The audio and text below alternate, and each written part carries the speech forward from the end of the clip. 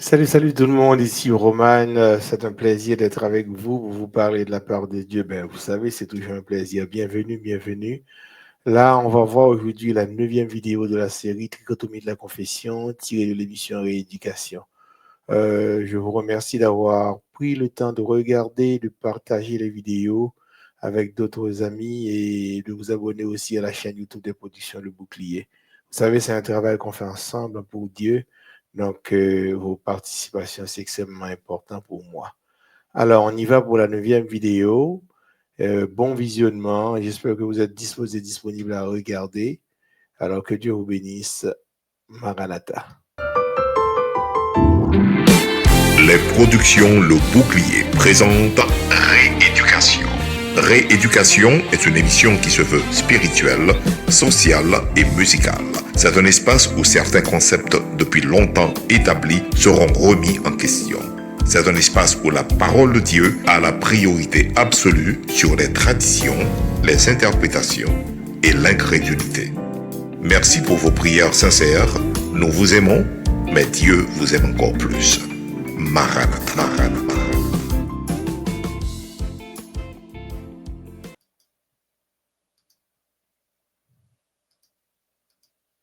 Maranatha, Dieu vous aime encore plus, vous le savez déjà. Hein?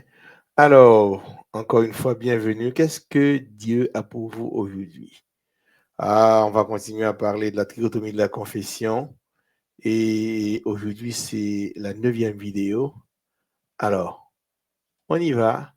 Les versets de base, Jacques 5, verset 16, Romains 10, verset 9, Jean 4, verset 49-50. Prions le Seigneur, notre Dieu, notre Père, qui est dans les cieux, nos âmes te louent et te bénissent, parce que tu as fait de nous tes enfants. Nous sommes ici pour continuer à parler de toi. Merci de nous avoir donné ton Saint-Esprit en nous, autour de nous, pour nous guider dans ce travail. Merci pour tes bienfaits envers nous. Merci pour tout. Au nom de Jésus, à toi, Père, la gloire, la puissance, de maintenant, au siècle des siècles. Amen, amen, amen, amen. Alors, intention pédagogique, vous le savez déjà. Et à la fin de cette étude, chacun devra savoir à 100% que le mot confession ne veut pas uniquement dire confesser les péchés, mais aussi confesser la Seigneurie de Jésus et la foi dans la parole de notre Dieu. Rappel et mise en contexte par rapport à la dernière vidéo. Nous avons vu que la confession de notre foi dans la parole de Dieu, elle est au milieu de la vie du chrétien. Ça veut dire que soit marcher à mon Dieu ou pas capable de faire confession. La confession de la foi. Ce n'est pas confession péché, non. Ça, c'est la confession de notre foi dans la parole. Ça veut dire qu'il faut ouvrir bouche pour dire qu'on croit dans la parole de mon Dieu et puis ou capable de citer le tout. Dépendamment de quelle situation est dans la vie, mais en tout temps, aussi des paroles, mon Dieu. Maintenant, cela consiste à proclamer avec assurance que la Bible est la parole vivante. Nous comprenons? C'est pas comme si en cachette, non? Ou dit à haute voix que la Bible, c'est la parole vivante de l'Éternel, inspirée, autoritaire de Dieu. Notre engagement, c'est de s'engager à croire la parole de Dieu, à la vivre et à l'annoncer. Ou pas arrêter pour croiser. C'est job pour. Job pour avec moi, c'est pour nous vivre par là. Eh bien, non seulement vivre, mais c'est pour nous engager, pour nous croire là-dedans, mais aussi c'est pour nous annoncer. Et puis nous avons vu aussi que parmi tous les médicaments existants dans le monde entier, médicaments passés, présents, et ça que les hommes ont pour inventer, eh bien, la parole de Dieu, c'est le médicament par excellence. Nous ne sommes pas contre la science, la médecine moderne, des médicaments extra puissants que les hommes ont découverts. Cependant, il n'y a aucun médicament, pas quel médicament sous terre ça, dans le monde passé, le monde présent, le monde futur, qui va le remplacer par le bon Dieu. Et si vous êtes convaincu par parole bon Dieu, elle a fait travail qu'on ne peut même pas imaginer dans la vie. Quelle que soit la nature d'un problème physique, mental et spirituel, la parole de Dieu a la solution. Il suffit d'être convaincu en soi-même. Maintenant, les symptômes qu'on a gagnés, c'est des faits. On ne peut pas nier ces symptômes. On ne peut pas cacher. On dit non, tout va bien pour que faire mal. Non. Mais les symptômes sont des faits. Mais ce n'est pas au dernier mot. C'est la parole de Dieu qui c'est la vérité. Symptômes, ce n'est pas la vérité, c'est des faits. Ou qu'à vérifier ouais qu'il existait. Mais la parole de Dieu, c'est la vérité. Mais sa vérité a fait. Vérité, elle agit sur les symptômes. Il agit sur les faits et puis cherchez. Si vous convaincu, vous faites mon Dieu confiance. La Bible parle et puis la Bible répond. Nous songez Matthieu 8, 17 qui dit que, afin que s'accomplisse ce qui a été annoncé par Isaïe le prophète, et bien ça, un accomplissement, et bien, dans Apocalypse 13 là, ou bien Apocalypse 13 a un accomplissement dans Matthieu 8, verset 17 là. Confessez publiquement que l'on croit en la parole, faut pas honte, faut qu'à dire publiquement. Quand vous arrivez, vous croisez et puis c'est comme s'il a sacrifié le nom de Jésus, et puis il pas dit rien. Peut-être qu'il doit protéger tête li, la protéger sale possédé, la protéger travail li, et puis pas dire rien. Donc a dit que il ou pas de honte parce que Jésus dit sous honte de lui-même, mais la ponte de ou même tout de pas parler et ou pas doit agir avec compromis, ou pas doit le faire entente avec personne au détriment de la parole de Dieu, non. Cela inclut aussi le témoignage personnel, l'enseignement et la prédication. Cela signifie aussi tenir ferme sur la parole, même quand cela est impopulaire. Parce qu'il y a des gens à cause de la parole de Dieu qui sont très impopulaires. Tout ça a fait, apparemment, pas marché, ou pas un monde qui a suivi. Elles sont bon, c'est aussi une question de views. Ou monde n'a pas de views, parce que ça l'a dit, peut-être l'intelligent trop, et Jean-Claude là qu'on dit là, le piqué. Ou bien il simplement dit la vérité. Mais on connaît et les hommes et les femmes d'aujourd'hui, mais ils n'ont pas tellement toléré la vérité. En étant convaincu en soi et en déclarant publiquement ta foi dans la parole de Dieu, tu rends active cette dynamisme. Attention, c'est dynamisme. C'est le mot grec qui traduit puissance. Côté dans Luc 10, 18, 19, côté Jésus dit, je vous donne le pouvoir. Et mais ça traduit par dynamisme. Et mais l'on agit ou fait confiance à la parole de Dieu, et mais on vient activer cette puissance qui est en nous-mêmes. C'est le pouvoir d'accomplir des miracles. OK? Nous avons vu aussi que la confession totale vraie, c'est une confession de nos péchés, c'est une confession aussi de notre foi dans la parole, et c'est aussi une confession de la seigneurie de Jésus. OK? Là, on était à la deuxième partie, et maintenant, on va prendre la troisième partie. OK? Maintenant, 3 phases dans la confession de notre foi dans la parole de Dieu.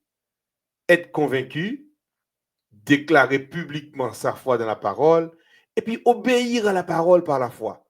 C'est ça qui est extrêmement important, obéir à la parole par la foi. La foi, nous comprenons ce ça veut dire.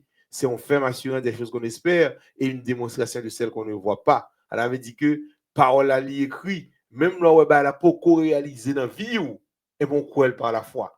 Quoi, me souffle, ou pas tant nous, joue tant qu'on dit à la paraître la fête. Et puis, ce qui est certain, c'est que Dieu n'est jamais en retard.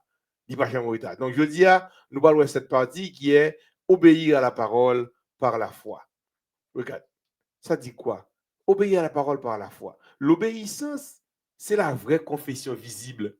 C'est-à-dire que a dit tout ça par rapport à la parole de Dieu. Ah, me fait mon Dieu confiance sur le banane. Mais si mon cap observe qu'on pas obéi, eh bien, on pas obéi, mais qui parle ou pas respecter là, ou pas même tu ne respectes rien parce que tu n'es pas obéissant. Il s'agit d'aligner sa vie. Nous entendez? Nous connaissons ça obéissance. Voici la vraie obéissance, c'est d'aligner sa vie sur la vérité biblique. Aligner vie, ça veut dire que sa Bible amando là, mais ou fait mais c'est pas du pas, ou même qu'on peut le faire. C'est quand c'est en restant sous les ailes du Seigneur qu'on peut agir bien. C'est-à-dire que l'on reste en bas, mon Dieu, obéissant, mais par rapport à quoi? C'est par rapport à la parole. Même si cela est difficile ou coûteux. Parce que quand tu choisis d'obéir à la parole de Dieu, il y a un risque là dans le tout, il y a un risque qu'on doit prendre calotte, on doit prendre coup de bâton, on doit on doit même faire l'amour à cause de la parole de Dieu. Oui. Nous comprenons? Donc ça veut dire que c'est difficile, c'est coûteux. Cela implique de méditer la parole, de la garder et de la mettre en pratique. Ça veut dire c'est ça obéir. Méditer, garder, mettre en pratique. Matthieu 10, 22, vous serez haïs de tous. Vous entendez causer? À cause de mon nom. A dit qu'on a papa, maman, frère, soeur, petit tout, neveu, nièce, tout raillou à cause de la parole de Dieu. Puisque tu choisis de dire la vérité. Parce que son bail qui est coûteux et son bail qui est difficile. Mais celui qui persévérera jusqu'à la fin sera sauvé. Matthieu 7, 24, 25, c'est pourquoi quiconque entend ces paroles que je dis et les met en pratique sera semblable à un homme prudent qui a bâti sa maison sur le roc. La pluie est tombée, les torrents sont venus, les vents ont soufflé et se sont jetés contre cette maison. Elle n'est point tombée parce qu'elle était fondée sur le roc. Nous comprenons? Son bon exemple, Jésus prend là pour dire comme ça que, eh bien, c'est un basel pour nous rester. Et là, est un basel Jésus. Pas quand rien qui arrive. Il dit comme ça que je te donne le pouvoir de marcher sur les serpents, sur les scorpions, sur toute la puissance du malin. Et nous disons que scorpion, serpent, ben, c'est toute qualité de problème qu'il y a dans la vie. Toute qualité, ça pas bon qui attaque de toutes parts. Des fois, bah, il attaque de façon perpendiculaire à tout point qu'il y a encore. Il sont pour percer peau. Mais malgré tout, il faut rester sous les ailes du Seigneur. Les vents ont soufflé, et mais malgré ça, et mais on était là. C'est là qu'il y a la victoire, c'est sous les ailes du Seigneur. Jacques 1er, verset 21-22, il dit, c'est pourquoi, rejetant toute souillure et tout excès de malice, ça passé, il dit que recevez avec douceur la parole qui a été plantée en vous et qui peut sauver vos âmes. Mettez en pratique la parole et ne vous bornez pas à l'écouter en vous trompant vous-même par de faux raisonnements. Ouais, mot qui traduit souillure là, c'est rouparia du grec. Il signifie rendre sale, dégoûtant, ordurier, immonde, obscène. Et le mot qui traduit malice, il veut dire, il saute en grec là, kakia, qui signifie malignité, malice, mauvaise volonté, à dire mauvaise volonté, désir de blesser. C'est comme si vous décidez pour vivre dans malice là, ou décidez pour faire monde ça pas bien, ou décidez pour faire méchanceté, la dépravation. Vous comprenez? Donc, quand tu obéis à la parole de Dieu, et mon pas dans situation ça yo, ou pas là-dedans, et ça que moi avant nous devons éviter pour nous faire le mal sous n'importe quelle forme. Et nous pas de gagner, nous pas de gagner monde qui nous porter dans cœur nous sous n'importe quelle forme parce que quand tu obéis à la parole de Dieu, ou pas de temps pour faire ça pas bon. Non, tu n'as pas le temps. Dans notre marche avec Dieu, le secret c'est de rester sous les ailes du Seigneur pour obéir à la parole par la foi. Les efforts de Satan pour nous amener à pécher sont constants et incrémentaux. Est-ce que nous comprenons? Constant, ça veut dire qu'il n'est pas lâché, il a tout le temps. Le serpent, il dit, notre ennemi, notre adversaire, Satan, le diable, rôde, Pierre 5, verset 8, rôde autour de nous, cherchant qui dévorera. Il dit que la veillée, joue une porte d'entrée, un angle d'entrée. Il cherche un angle d'entrée pour attaquer les enfants de Dieu. Donc, c'est à nous-mêmes pour nous rester sous les ailes du Seigneur, pour ne pas bailler Satan angle d'entrée. Tu vois, il est là constamment et c'est incrémentaux, ces attaques. Donc, ça veut dire incrémentaux, mais c'est incrémenté. C'est comme si aujourd'hui, c'était à 1, et bien demain, il fait plus 1, il fait plus 1, il fait plus 1 après demain. Et bien ça passe à 2, ça passe à 3, ça passe à 4. C'est-à-dire que c'est son niveau pour l'attaquer nous. Il ne peut pas me lâcher. Il augmente la puissance par rapport à attaquer chaque jour. Mais aussi longtemps que vous serez obéissant à la parole par la foi, et bien ça va arriver. Le malin ne pourra vous faire aucun mal. Car si cela était nécessaire, tous les anges seraient envoyés à votre secours. Nous donnez l'obéissant et pour engager ou aller au secours, eh bien, si c'est nécessaire, bon Dieu a débarqué tout le ciel là pour vous. Aïe, aïe, aïe, béni soit l'Éternel. Acte 5, verset 28-29. Ne vous avons-nous pas défendu expressément d'enseigner en ce nom-là? Ça, c'est bien avec Jean. Et puis, ben, l'autre disciple, tout, il a insisté en toute occasion favorable ou non. Il a prêché, il a parlé de Jésus. Eh bien, les gros anciens, sacrificateurs, les nègres disent, est-ce que nous pas de qu'on parler de monsieur ça? Et voici, vous avez rempli Jérusalem de votre enseignement et vous voulez faire retomber sur nous le sang de cet homme. Pierre et les apôtres répondirent, eh bien, sauve-le pour nous faire. Il faut obéir à Dieu plutôt qu'aux hommes. Au mieux obéir à Dieu plutôt qu'aux hommes. Ne dis jamais, Dieu comprend ma situation. Dis plutôt, Dieu saura guider ses enfants.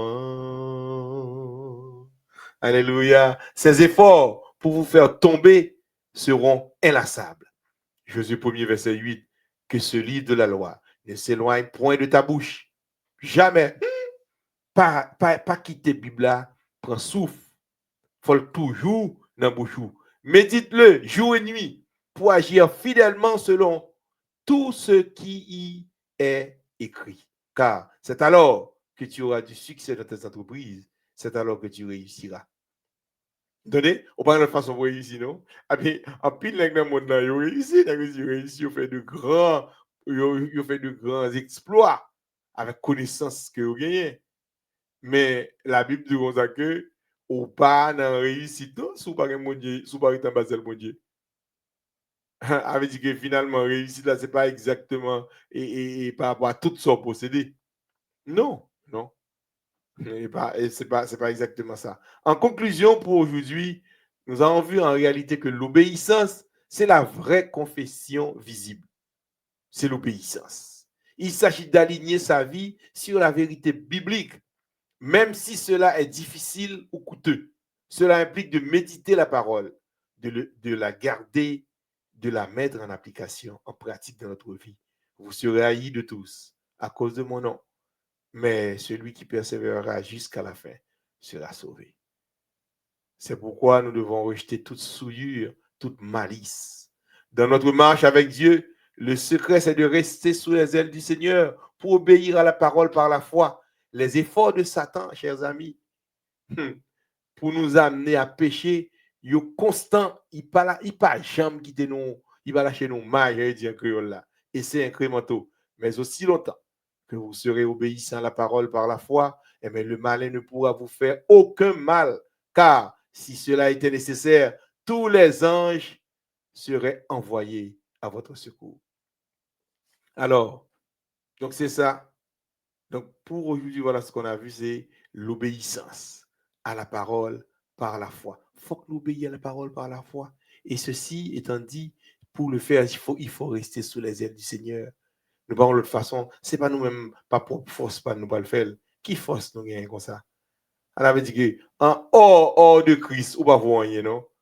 Mais l'eau sous zèle Jésus, eh bien, ou vaut l'eau, ou vaut plus que l'eau, ou vaut toute bagaille net. Et puis le ciel qui a débarqué une pour secours, si vous avez besoin.